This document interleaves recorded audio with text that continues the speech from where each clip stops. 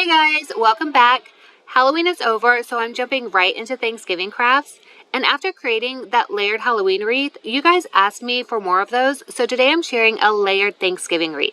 And I'm really happy with the way this wreath turned out. With each new design that I create, I'm just finding more ways to get more creative and to add different elements. And it's just a lot of fun, and that's what you're going to see with this Thanksgiving wreath today. So let's go ahead and get started. Make sure to grab this free SVG file from my blog at svgnation.com. And you're also going to find a link in the video description that will take you directly there, along with links to the supplies that I'm using in case you want to check any of those out. So once you have that uploaded, go ahead and add that to your canvas. And right here I have the 12-inch one uploaded. I'm not going to add that one because this one is straightforward. There's no modifications needed. All you do is upload it and then cut it. And then this one right here, this is what your 16-inch is going to look like. This one has a few modifications, so I'm going to go ahead and add this one to the canvas to show you guys. Okay, so first we need to ungroup these. So the only modifications on this is that you have little lines. Let me click off here and click on here on each of these green pieces. And so just like we do in all of my other projects, you do need to change these lines to scored lines. Now you're not actually going to fold on these lines. These lines are just going to be guides for how to piece and glue this together. But once you change that, go ahead and click above here and make sure you attach that. So if you're using like the Cricut Joy Extra, you don't have a scoring feature, so just delete those lines, or if you don't have a scoring tool, just delete these lines because you are going to be able to use this file for Cricut Joy Extra. You won't be able to use the 12 by 12, but you can use this one because you can use letter size or 12 by 12 cardstock with this. And this is creating the larger wreath, which is 16 inches. And I really love this size. So I think you're going to like the way this one turns out. But again, all you're doing is you're just clicking on this line right here. You're changing that operation as score, clicking this layer above it to attach it. And you're just going to do this for all 4 of these pieces. And if you don't feel like using your scoring tool, you can delete these. Like I said, they're just guides to help make sure that you glue everything the correct way, so it just makes it a little bit easier. So once you have all of those attached, you can go ahead and cut and make this. So just click on Make It and go ahead and get all of your mats ready. And you can start cutting everything out. So these are all very easy cuts, so you shouldn't have any issues with any of the cutting. But if you do, then you probably need to clean your blade or even replace it if it doesn't have anything stuck to it. Or it might be your mat, so make sure that you don't have any debris left on your mat because that will cause issues with cutting.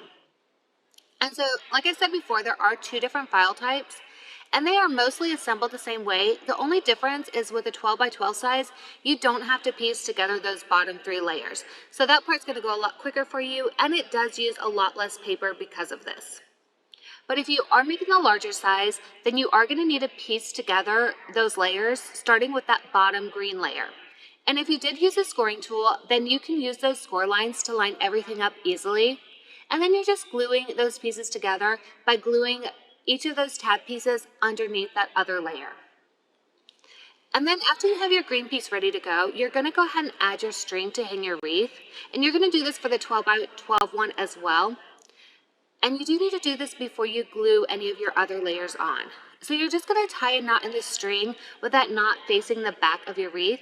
And to determine which side is the front or back, when the wreath is facing you, that turkey should be on your left side when the front of the wreath is facing you. So go ahead and face it that way and then flip it over to tie your knot. And I do recommend using a very thin string, like fishing string for this, because you don't want to add any bulk to the front of your design. But I did find that the fishing string doesn't stay knotted well, so I'm just adding a little drop of hot glue over the knot just to make sure that it doesn't come undone. But if you do this, make sure that glue dries completely before moving on because you don't want the string glued to the back. You want to keep it loose and not glued to the back. So once you have that part done, you're going to go ahead and layer the brown layer on top. And the green is meant to stick out, so they're not going to line up 100% where it covers the green, but they do line up, so you are going to be able to tell where each piece goes. It should line up and look correct.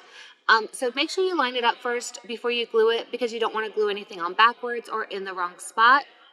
And then you're going to do the same thing with that yellow layer on top of your brown layer. And so at this point, whether you're doing the 16-inch wreath or the 12-inch, both of you, the wreaths now have your 3 layers layered, and the rest of the steps are going to be exactly the same.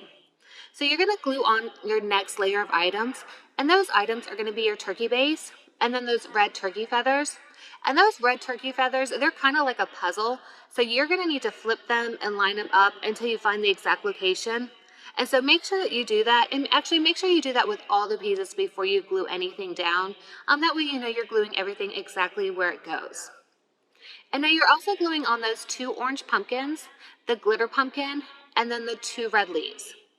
And then once all those are glued down, you can add that next layer, and that's going to be those glitter outlines for your pumpkin and the gourd. And then it's also going to be your orange outline for that other pumpkin. And so once all these are in place, you can go ahead and assemble your turkey. And so you're going to assemble the turkey by gluing the light turkey cutout on top of that darker turkey cutout. And then you're going to add your feet, the hat, and the hat accessories. And then go ahead and line those eyes up before you glue them down. And then go ahead and glue those down, and then the little black dots. And then glue your beak down and the wattle, which is that red piece. And then for your wings, you don't want to attach these yet, but go ahead and line them up. That way you know which side is the top. And you're going to glue the darker layer on top of the lighter layer for your wings. And then I like to attach these using foam dots. That way it adds a little bit of dimension to your design, but you can also use glue if you prefer that way. And I'm actually using these black little foam squares because I think the black looks better with the dark brown. It kind of hides them and it's more uniform. So if you want to see where to find these, I do have a link in the video description, so you can get those there.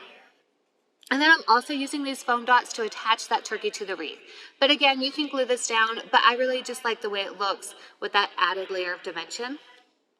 And so all that's left is the sunflowers. So you're just going to start by gluing those brown circles in place. And one of those sunflowers is slightly larger than the other, so you might want to make sure you have the right little brown circle lined up with each one.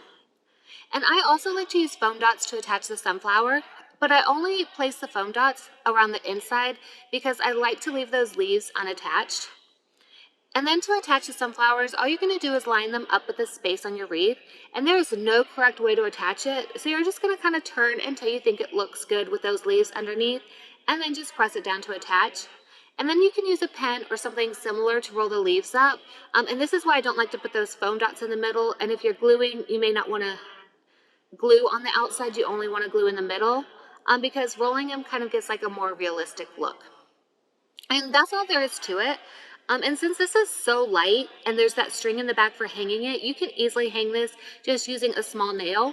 But I prefer to use one of those really small command hooks. That way I don't have to leave a hole behind. So it's really easy to hang and really easy to assemble as well. But if you guys have any questions on how to make or assemble this, then make sure to leave those in the comments and I'll answer them there for you.